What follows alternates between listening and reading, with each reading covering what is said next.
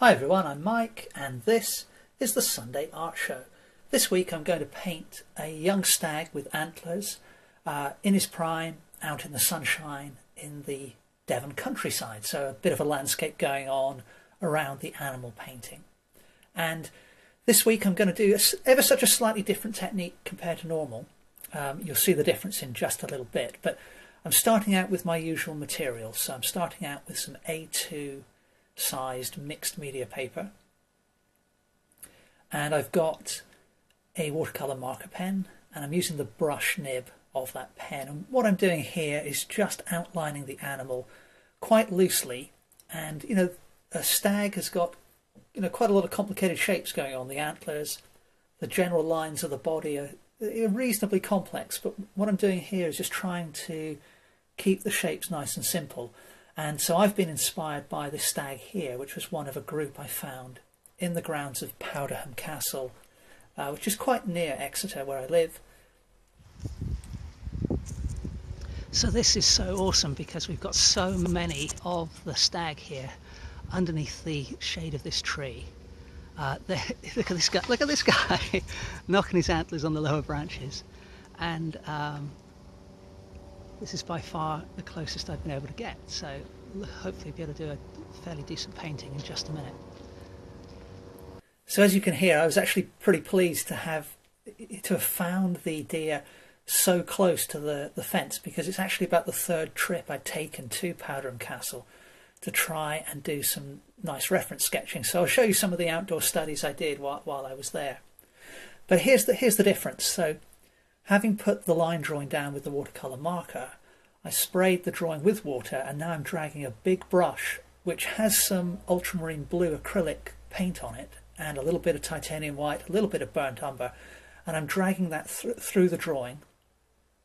And as you can see, it's blurring the line work that I put down and also causing some streaks to be dragged across the surface of the paper. And you can see from this angle just how wet I got that surface of the paper as well. So it's almost like a watercolour wet in wet technique, and I'm continuing with that for the beginnings of the landscape. So here I've switched to a round synthetic brush, and I'm still using the interactive acrylic, but I'm using it very much like watercolour, and I'm using that to kind of block in with this rolling the brush technique the distant tree lined hills. The idea being that I want to keep the background fairly simple and softly suggested, as if it was a watercolour painting, but then I'm going to work up the stag in rather more detail and rather more refined, modelled, more of a modelled style. And having done that, I want to kind of anchor the animal to the ground, because the animal was standing just on the edge of a cast shadow from a big tree, so I want to kind of include that as well. So hopefully there'll be some nice contrasts in tone and colour going on. So I've just speeded up the footage here, as you can see. What I'm doing is just varying the texture of the washes I put down as I come towards the foreground, and then I kind of stippled the trees in the distance. Just keeping things fairly simple, so just 2 or 3 tones, different colours, from left to right, adding in some little bits of suggestions of tree trunks and cast shadows here and there. But I wanted to keep those distant trees you can see there just fairly simple. Now this is one of my earlier trips to Powderham Castle, and what you saw on screen just a moment ago was the deer were way off in the distance. So despite that, I using my Sharpie marker pen, I was able to take some really quick gestural sketches, and these aren't all the greatest sketches in the world by any means. Some of them are very quick studies. I mean, I'm quite happy with this little one here. So some of them are okay, but others are just very quick. But I find doing these really quick studies from life, it really helps to kind of get to know how the animal moves and is all connected together, and the different poses that they adopt. You can see that one's not even finished, but this one here, again, I'm quite happy with that. I mean, it's very simple, but for me, it kind of triggers a memory of what's going on. But you can see they were quite a way off in the distance. Now, the background watercolour style landscape, as I said, it is still interactive acrylic. It's more or less dried. Certainly it's touch dry. Though, there's probably a few drips on the paper here and there, but it's basically touch dry. So what I'm doing now is coming in with the acrylic rather more thickly. Still a fairly thin layer though.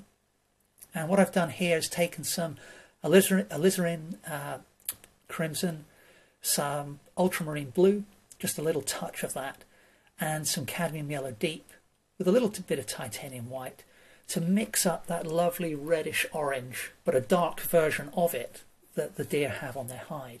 And so what I'm doing here is essentially blocking in with a thin layer more or less the silhouette of my drawing. But at the moment I'm just working on the antlers. Now, I have no intention of drawing every single little bit of each antler. What I'm actually going to do is just pick out, just like I did with my initial drawing, different little lines of shadow and light.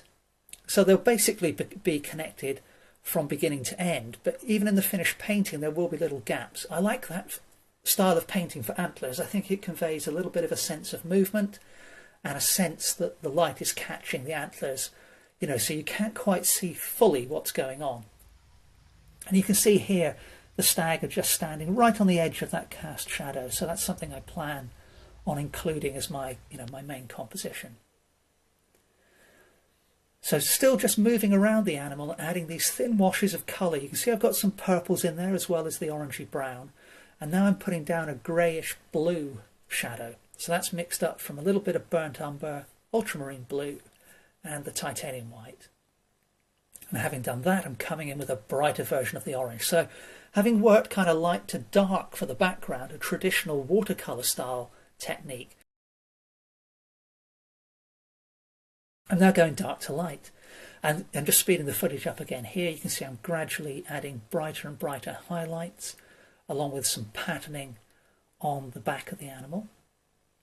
But even at this stage, some of that watercolour marker that I put down right at the start, where that kind of bled when I sprayed the water over the painting, that's still there, kind of like a blue aura around the animal. So the problem I've got is these deer are moving around all the time. So I'm going to have to work right, but we'll see how that goes. So now I need a colour on top.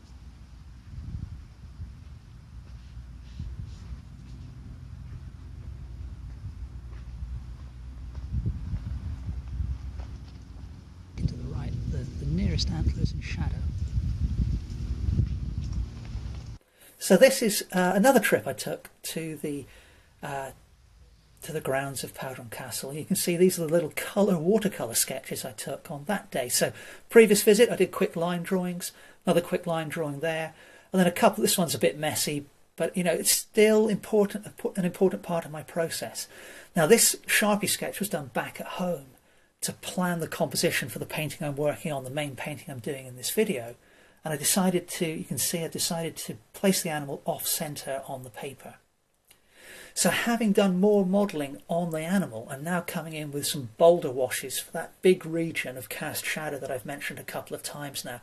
So the tree that's casting the shadow that you can see here, it's not in shot at all, but I really feel it kind of distinguishes the animal and the foreground really nicely from the brighter and more softly painted background.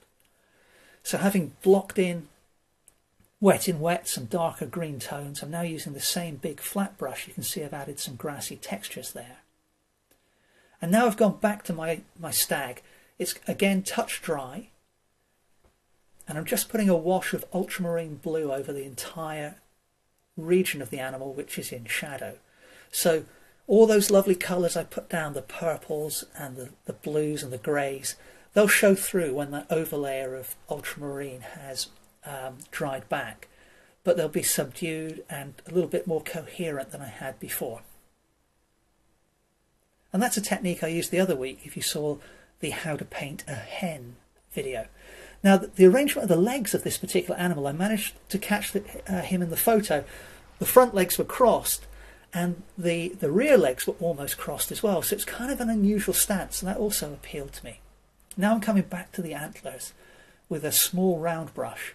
And as I mentioned before, I'm just picking out areas of mid-tone, areas of shadow, and areas of highlight, but without really drawing the shape of the antler. Back in with my flat brush next, just picking out little flower heads and angling the brush, using the corner, using the edge, changing the angle to give a variety of shapes and flowers. And then a little bit of an introduction of some slightly warmer colour to echo the colour on the stag. And again, I can just sort of rub some of this paint off, I can dilute it, a little bit of dry brush here and there. So this one I've decided to call In My Prime. Now how we frame the painting, there's the full painting, is a little bit up for debate. I like that a lot, and that's what I'm going to go for, but I may offer this closed-in version, this vertical version, as a print. But there we go, that's pretty much it for this video. Hope you enjoyed watching me bring this stag in a Devon landscape to life. Thanks very much for watching, and I hope to see you next Sunday for the next episode of The Sunday Art Show.